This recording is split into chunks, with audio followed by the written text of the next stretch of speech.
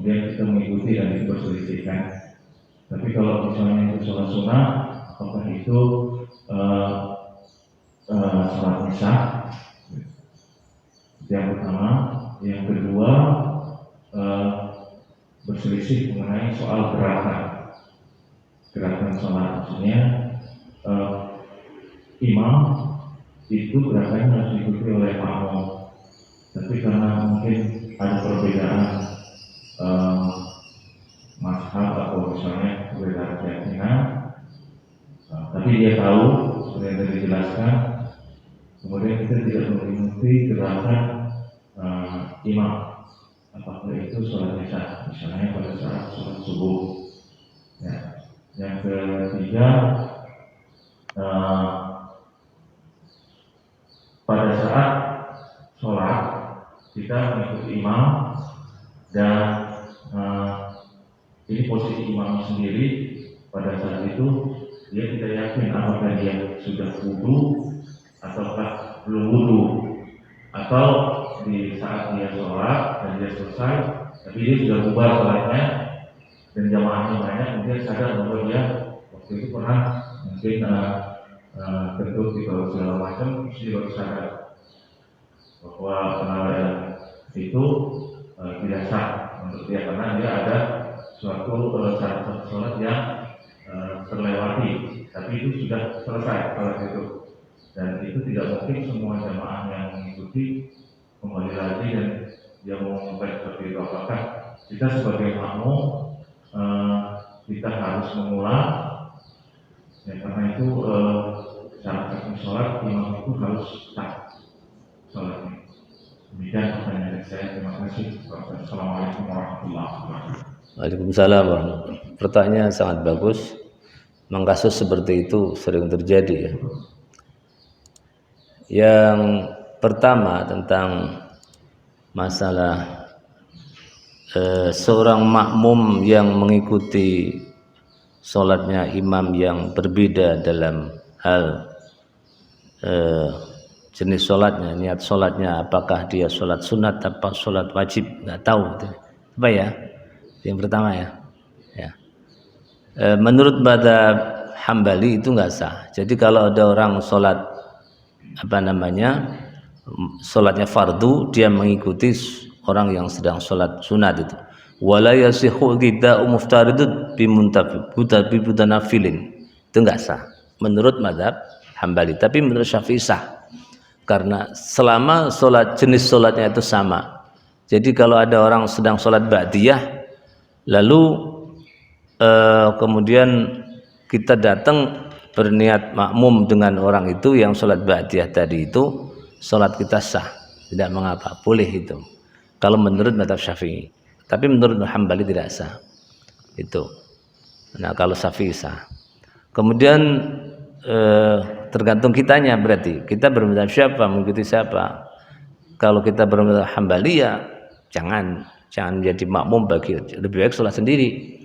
Nah gitu. Tapi kalau kita bermadzhab Syafi'i, ya silakan mengikuti mazhab Syafi'i, sholat kita sah dengan makmum orang yang berbeda niat dalam sholat, selama sholatnya tadi itu sama dalam gerakannya, dalam bacaannya, dalam apa jenis sholatnya tidak berbeda lah. Berbeda dengan orang yang tadi itu sholatnya satu sholat gerhana, jelas berbeda itu, karena itu gerakannya itu nggak sah, yang seperti itu. Kemudian yang kedua, pertanyaan yang kedua itu saya lupa mengenai gerakan sholatnya. Ya, ada gerakan sholat yang makmum harus ikut terhadap imam, ada yang makmum boleh tidak ikut. Itu misalnya seorang imam itu sujud tilawah, makmumnya itu wajib mengikuti sujud tilawah. Tapi kalau imamnya tidak sujud tilawah, makmumnya tidak boleh sujud tilawah sendiri karena mendengar imam membaca ayat sajadah misalnya. Misalnya imam membaca ayat sajadah tapi dia nggak sujud tilawah, makmum yang mendengar bacaan ayat sajadah tadi itu tidak boleh dia menyelisih imam dengan melakukan sujud tilawah sendiri, nggak boleh. Tapi ada satu gerakan yang imam dan makmum itu berbeda, boleh. Misalnya ketika sholat subuh, imamnya membaca kunut tapi dia tidak membaca kunut dan dia tidak mengangkat kedua tangannya mengikuti kunutnya imam misalnya, itu nggak apa-apa, itu boleh. Jadi itu sah sholatnya seorang yang tidak mengikuti kunutnya subuhnya imam yang membaca kunut. Atau sebaliknya, ketika imam tidak kunut, sang makmum boleh kunut sendiri selama imamnya belum sujud. Tapi kalau sudah sujud, makmumnya tidak boleh kunut sendiri sehingga dia tertinggal sujudnya. Itu nggak boleh. Jadi kalau imamnya tadi itu memberikan kesempatan atau memberi jeda waktu karena dia ngerti tentang perbedaan mazhab tadi itu, imam yang bijak meskipun dia bermadzhab yang berbeda, ketika dia tidak kunut karena sesuai dengan mazhab yang dia yakini, maka sang makmum yang mungkin bermadzhab Syafi'i sehingga dia kunut, maka imam tadi itu berdirinya lebih lama kalau dia bijak, ngerti, meskipun dia mazhabnya berbeda dengan makmumnya. Tapi kalau dia tidak mengerti, ya nggak kunut, ya kunut, bablas saja. Mau makmumnya mau kunut mau enggak, bodoh amat, nah gitu. Itu yang nggak ngerti. Kalau makmum yang imam yang ngerti, kalau dia mazhabnya bukan mazhab Syafi'i, dia tidak kunut misalnya, sehingga dia mengerti tentang, oh makmum saya ini banyak juga yang bermadzhab Syafi'i sehingga mereka kunut, maka makmum tadi itu boleh kunut sendiri tanpa imam yang kunut. Nah begitu. Nah itu yang itu apa ya, boleh itu. Nah yang ketiga lupa lagi sudah. Yang ketiga, pada saat sholat berjamaah, imamnya itu merasa bahwa dia ya.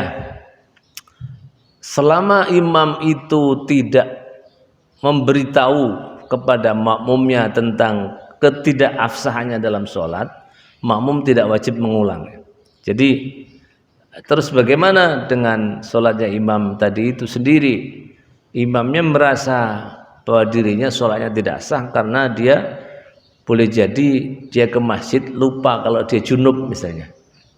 Ada ini terjadi Pak, benar terjadi ya. Dia junub, tapi dia nggak junub, dia tidak mandi gitu loh. Dia habis hubungan suami istri, lalu subuhnya karena waktunya buru-buru mepet, dia lupa, ya, wudhu aja terus berangkat ke masjid, jadi imam. Bapak mesti bertanya, jangan-jangan Pak Ustadz pernah begitu? Jangan-jangan begitu? Enggak, saya pernah diceritain, enggak? Saya nggak pernah itu. Kalau seperti itu enggak, saya pernah mengalami tidak seperti itu. Pernah mengalami begini kalau saya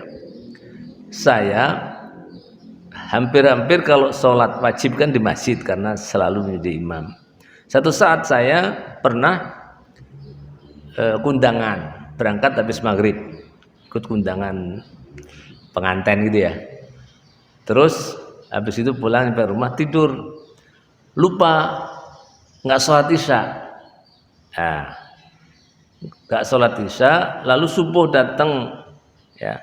Bahkan sudah sholat tahajud juga, sholat tahajud, tapi nggak sholat isya. Karena biasanya isyanya mesti di masjid, ini enggak kan gitu.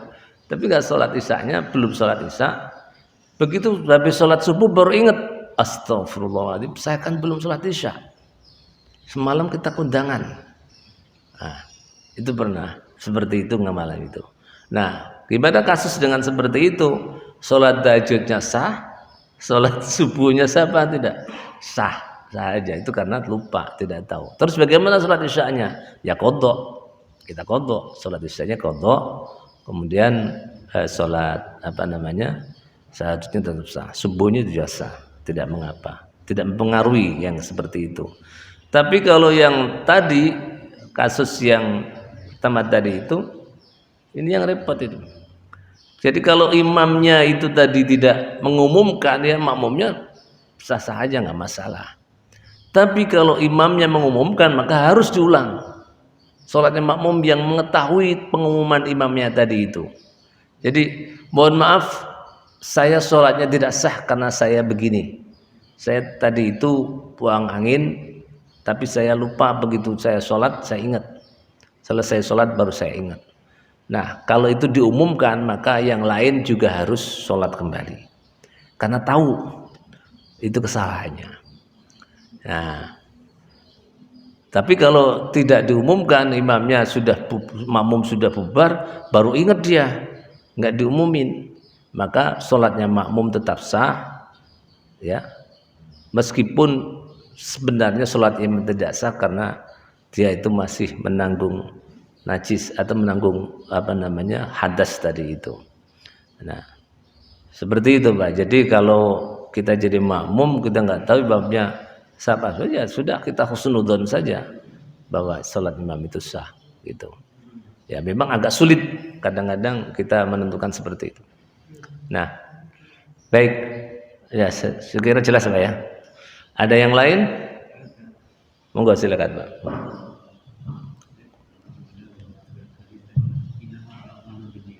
Ya. Jadi pada saat orang sholat mengikuti imam yang seperti saya katakan tadi al-fatihahnya kurang fasih, kemudian dia mufaraqah, apakah harus dia sholatnya menjadi makmum? Kemudian pada saat melepaskan itu ada niat lagi melepaskan dari dalam hati itu. Kemudian mengenai pahalanya apa itu 25-20 derajat atau dia dinilai sholat sendiri. Kemudian yang kedua adalah mengenai kalau kita masbuk mengikuti imam ketinggalan satu rakaat, imam sudah duduk tawarruk akhir kita istirahat. Apakah kita harus tawarruk juga mengikuti imam yang dalam sholat akhir sholat itu saja? Terima kasih. Baik, terima kasih. Pertanyaan yang bagus, ini memang sering juga itu terjadi seperti itu Pak ya. Nah, bagaimana itu kalau kita mengalami hal seperti itu, sikap kita bagaimana gitu Pak ya. Nah, kalau jelas-jelas tadi saya jelaskan, kalau memang benar bacaannya tadi itu sampai merusak terhadap arti daripada bacaan itu, maka kita harus mufaraqah. Kalau nggak mufaraqah kita batal sholatnya. Nah, karena jelas-jelas seperti itu. Tapi kalau kurang fasih, hanya kurang fasih tapi masih ya nggak apa-apa, ditolerir misalnya. Ya, ditolerir. Misalnya mengucapkan, ya kalau fasih banget kan shot itu dengan sin itu mestinya berbedanya kan. Ihdinas siratal mustaqim, ihdinas siratal mustaqim kan sin sebenarnya. Tidak terlalu nampak gitu. Ihdinas siratal mustaqim bayna sin wa shad misalnya. Mestinya ihdinas pakai shadnya mesti harus nyurit mestinya. Sosisu, sasisu. Ihdinas siratal mustaqim sin sebenarnya itu. Itu jelas. Tapi kalau tidak terlalu fasih tapi masih mirip-mirip ihdinas siratal mustaqim itu masih bisa. Masih dianggap sah karena memang dia tidak bisa mengucapkan shad dengan benar. Waladhdallin juga misalnya waladhdallin kurang tepat sebenarnya, kurang fasih karena makhrajnya dot itu waladhdallin itu dotnya terfasih mestinya. Tapi sebenarnya waladhdallin itu kurang fasih sebenarnya, tapi tidak ada huruf yang bisa diucapkan dia secara baik tapi masih suara o-nya masih ada dolin, waladhdallin. Mestinya enggak waladhdallin itu kurang tepat, kurang fasih. Waladhdallin. Ya dibaca waladhdallin itu kan do, hanya dal tapi dirubah suara o aja.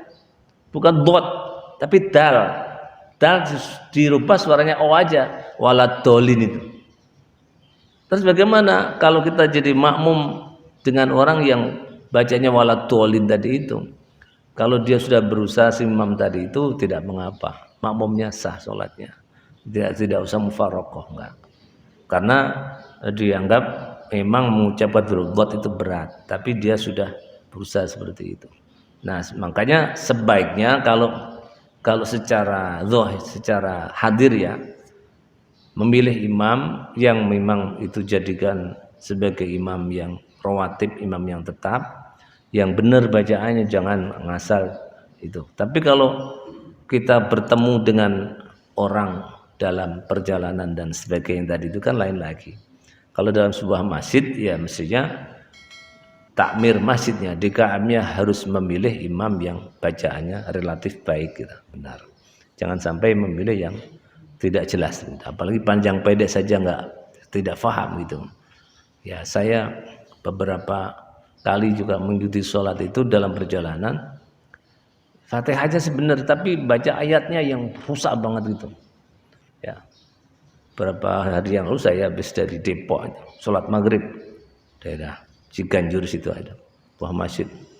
Fatihahnya benar, tapi baca ayatnya itu masya Allah, lakunya bagus, tapi panjang pendeknya maksudnya gak karuan. Wah kacau ini. Kalau ini imam tetap itu padahal imam tetap seperti itu. Ya, mestinya tidak jangan, mesti harus diperbaiki lah gitu.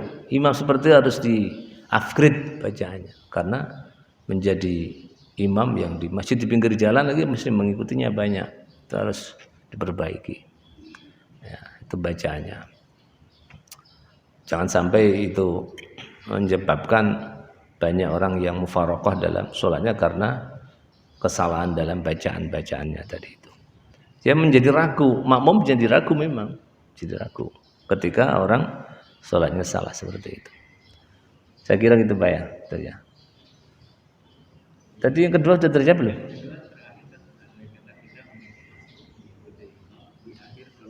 Oh ya, masalah duduk. Duduk tawarruk dan duduk iftirash itu ada perbedaan dalam mazhabnya juga. Ada hadis Nabi mengatakan bahwa Rasulullah itu, hadis itu menceritakan begini, bahwa Rasulullah duduknya secara iftirash dalam semua duduknya. Nah, ini difahami oleh sebagian mazhab bahwa tidak ada perbedaan antara antara duduk ketika tahiyat awal dan tahiyat akhir, sehingga didaknya semua dia iftirash seperti duduk tahiyat awal, meskipun duduk tahiyat akhir itu kalau menurut Syafi'i duduknya dengan tawarruk sesuai dengan hadis, juga ada hadisnya, dasarnya ada. Tapi karena ada hadis yang pertama tadi itu, dia dianggap bahwa semua duduknya begitu. Padahal kalau melihat dua hadis yang berbeda dalam hal penyebutannya tadi itu, maka dia akan menggunakan hadis yang pertama untuk kepentingan semua duduk itu dalam semua rakaatnya. Duduk di antara dua sujud itu dalam 4 rakaat semuanya duduknya iftirash, tidak tawarruk. Tapi kalau rakaat yang terakhir atau sholatnya itu cuma 2 rakaat langsung tahiyat akhir, itu kan sholat sunat misalnya, itu duduknya tidak sama antara duduk tahiyat dengan duduk ketika dia itu duduk di antara 2 sujud. Nah, ini mazhab Syafi'i memberikan penjelasannya seperti itu. Jadi meskipun sholatnya 2 rakaat, ya dia karena itu tahiyat akhir seperti sholat subuh, ya duduknya duduk tawarruk, tidak duduk iftirash, karena untuk tahiyat akhir, karena tidak ada tahiyat awal. Nah, yang duduknya sama itu maksudnya adalah duduk di antara 2 sujud itu dalam semua rakaat. Rakaat pertama, rakaat kedua dan ketiga dan seterusnya, duduknya semuanya duduk iftirash. Itu difahami oleh mazhab Syafi'i seperti itu. Jadi tidak semua duduk dimaksud adalah baik itu duduk antara 2 sujud maupun ketika dia tahiyat awal ataupun tahiyat akhir sama, nggak begitu. Tapi untuk tadi itu. Nah, tapi ada juga mazhab tadi itu, mazhab Hambali termasuk iftirash semua, tidak ada tawarruknya.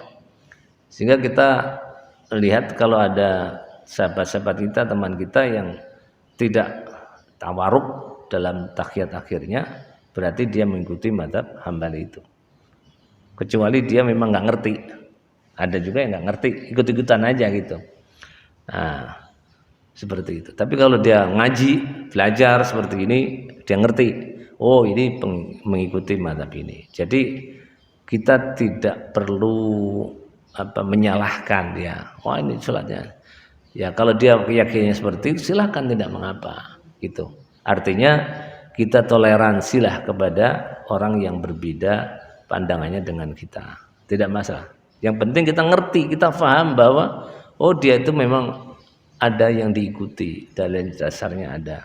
Tapi kita tidak boleh merasa paling benar di antara mereka.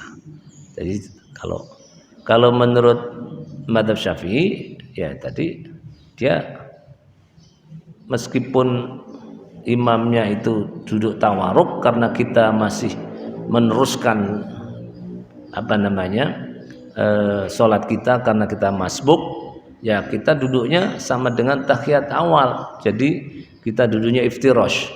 Supaya apa? Supaya kita nggak lupa. Nanti kalau kita duduknya tawaruk juga kita jadi lupa. Imam salam kita ikut salam, padahal kita masih kurang 1 rakaat atau 2 rakaat misalnya, seperti itu. Sehingga kita sesuai dengan rakaat yang kita lakukan kalau kita menjadi makmum masbuknya. Jadi kita tidak duduk tawaruk seperti imam. Misalnya sama juga ketika kita datang rakaat terakhir, imam sudah sujud terakhir. Kita datang, kita menjadi makmum. Kemudian imam itu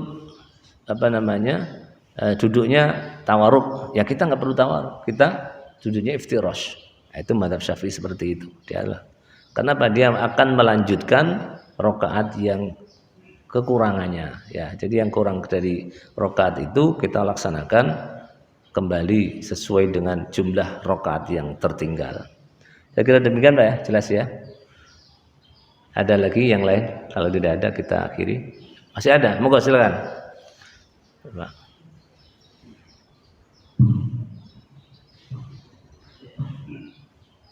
Assalamualaikum warahmatullahi wabarakatuh. Waalaikumsalam warahmatullahi wabarakatuh. Bapak Ustaz yang terhormati, di dalam sholat wajib maupun sunnah itu ada bacaan yang dibaca secara zikar dan sir. Nah pertanyaannya, ketika kita sholat sendirian, entah itu di rumah ataupun di mana tempat lain, kita sholatnya ada yang zikar dan ada yang sir, tapi kita sir semuanya. Ustaz, ini bagaimana menurut Anda? Assalamualaikum warahmatullahi wabarakatuh. Waalaikumsalam warahmatullahi wabarakatuh. Menjaharkan bacaan dalam sholat pada rakaat pertama dan kedua dalam sholat maghrib, isya dan subuh dan juga sholat Jumu'ah itu adalah sunnah, bukan wajib, bukan rukun, tapi sunnah menjaharkannya. Nah, ketika kita sholat sendiri pun disunahkan menjaharkan dalam 2 rakaat yang awal tadi itu, atau pada sholat yang memang cuma 2 rakaat, sholat subuh misalnya. Maka ketika kita sendiri, ya kita juga tetap disunahkan jahar, yang jahar dan sir dengan sir sama. Nah, bagaimana ketika kita mengucapkan jahar tapi pada waktu yang seharusnya sir, sholat zuhur tapi jahar, ini makruh namanya, tidak batasan tapi makruh karena menyelisih daripada sunnah dalam hal ini. Atau kita 4 rakaat dalam sholat isya misalnya, 1, 2, 3, 4 jahar semua, itu makruh. Jadi yang ketiga keempat itu mestinya dia baca sir sesuai dengan yang biasa dilakukan oleh Nabi, dia mengikuti sunnah seperti itu. Dia baca keras juga ketika keempatnya. Nah, apalagi dia baca suratan, baca surat, baca ayat Al-Quran. Nah itu justru makruh. Jadi menambah bacaan surat pada rakaat yang ketiga dan keempat, baca surat. Termasuk juga menjaharkan bacaan ketiga dan keempat, itu juga makruh. karena tidak sesuai dengan yang menjadi kebiasaan Rasulullah dalam sholatnya. Jadi, tapi tidak batal, makruh, boleh. Umumnya memang begitu. Jadi kalau seandainya ada yang melakukannya, maka dia makruh sholatnya tadi. Makruh artinya karya itu artinya tidak disukai, itu makruh itu. Jadi bukan tidak la yasihu dengan la yatimu berbeda. Memang dalam teks-teks keagamaan, teks-teks hadis terutama itu banyak huruf lam alif itu yang artinya tidak, itu yang mengandung dua makna yang berbeda. Yang satu mengatakan la yasihu, yang satu mengatakan la yatimmu. Seperti misalnya ada hadis mengatakan la sholata liman lam yaqra bi Fatihatil kitab. Tidak sah atau tidak sempurna salatnya seseorang yang tidak membaca Fatihahnya Alkitab, yakni surat Al-Fatihah. Itu hadisnya, teksnya hadis beda. La sholata. La sholata tadi itu apakah artinya la yatimmu atau la yasihu? Itu maksudnya. Itu pertanyaan itu. Kalau mazhab Syafi'i mengatakan la yasihu, tidak sah. Tapi kalau Hanafi mengatakan la yatimmu, tidak sempurna. Artinya kalau orang sholat itu meskipun tidak membaca Fatihah, tapi dia membaca surat yang lain, itu sah sholatnya, tapi nggak sempurna. Itu mazhab Hanafi misalnya gitu. Nah, Syafi'i mengatakan itu sah bagi orang yang memang tidak bisa baca Fatihah. Tapi kalau orang yang bisa baca Fatihah, lalu dia tinggalkan Fatihah itu, tapi membaca ayat yang lain selain Fatihah, maka tidak sah.